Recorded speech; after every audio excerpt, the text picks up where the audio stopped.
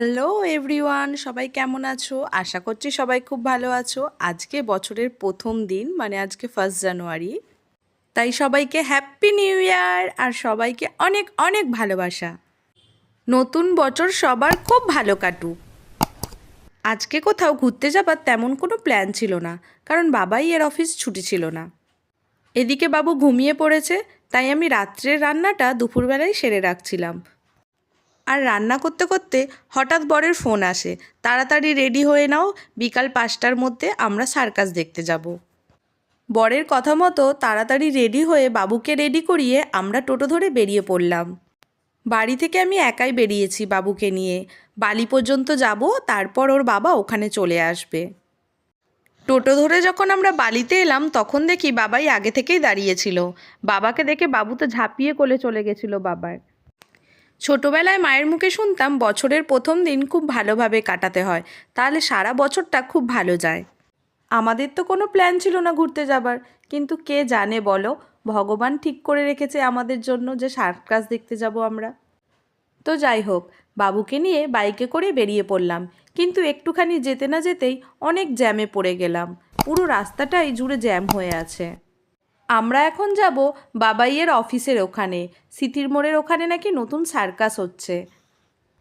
অনেক বছর আগে যখন ছোট ছিলাম তখন মা বাবার সাথে সার্কাস দেখতে গেছিলাম। এখন যাচ্ছি আমি আমার বাবুকে নিয়ে। বাইকে বসতে না বসতেই বাবুর ঘুম পেয়ে যায়। দেখো বাবু কীরকম ঢুলছে ঘুমে। রাস্তা এত জ্যামে থাকার কারণে এইটুখানি রাস্তা আমাদের যেতে যেতে 1.5 ঘন্টা সময় লেগে গেছিল। বাবা ঘুম পেয়ে গেছে নাকি অত সময়?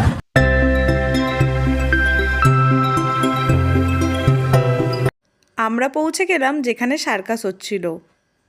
এখানে এসে দেখলাম ভালোই লোকজন হয়েছে, আর টিকিট কাটার তো লম্বা লাইন পড়ে গেছে। তাই আমরাও দেরি না করে তাড়াতাড়ি চলে গেলাম লাইনের উদ্দেশ্যে। এখানে আমি টিকিট কাটবো বলে লাইন দিয়ে দাঁড়াবো, আর ওর বাবা ওদিকে যাবে স্ন্যাক্স কিছু আইটেম আনতে।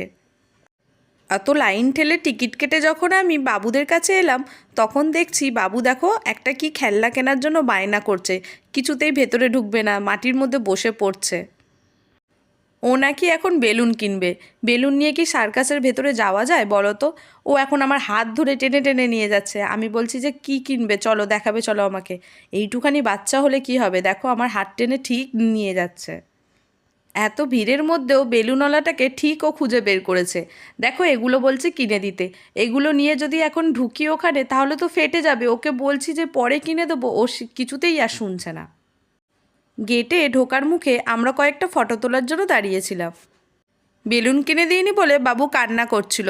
বাবুকে একটু বুঝিয়ে সুঝিয়ে তারপর আমরা ভেতরে চলে এলাম।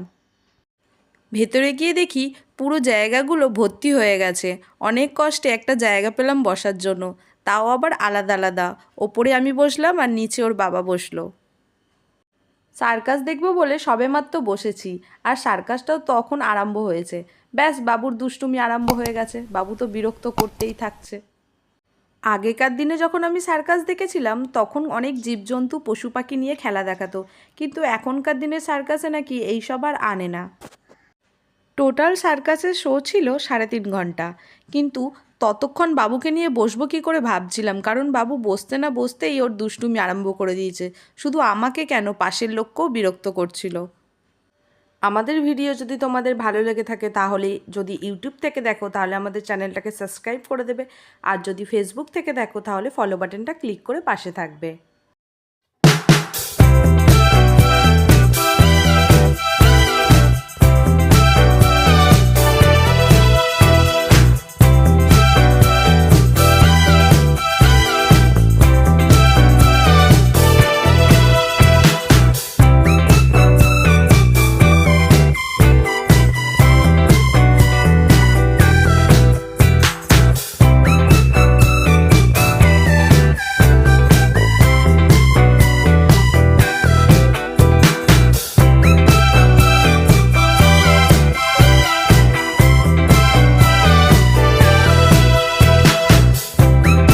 পুরো শোটা আর দেখা হলো না। বাবু যা বিরক্ত আরম্ভ করে দিয়েছে, তাই জন্য আমরা বাইরে বেরিয়ে পড়লাম। বললাম আর আজকে দেখা হবে না, অন্য সময় এসে দেখে যাব। কয়েকটা ফটো তুললাম, তারপর গাড়িতে বসে বাড়ির উদ্দেশ্যে রওনা দিলাম। এত দুষ্টুমি করেছে যে বাবুর এখন ঘুম পেয়ে গেছে। বাড়িতে আলু ছিল না, তাই ঘরের কাছাকাছি এসে আলু কিনে নিলাম। বাড়িতে চলে এসেছি, বাবুকে ঘরে ঢুকতে বলছি, দেখো কিছুতেই ও ঘরে যাচ্ছে না, কারণ ও এখন বউকে বিক্কু খাওয়াবে বলে যাচ্ছে। চারিদিকে ফিস্ট হচ্ছে বলে কুকুরগুলো সব ওদিকে চলে গেছে, তাই এখানে এখন নেই। বাবু দেখতে পাচ্ছে না বলে দেখো কিরকম ডাকছে। বিক্কু রেখে দাও, এখন বউ নেই, বউকে ডাকবো। দাঁড়াও, তুমি দাঁড়াও, ওখানে আমি ডাকছি।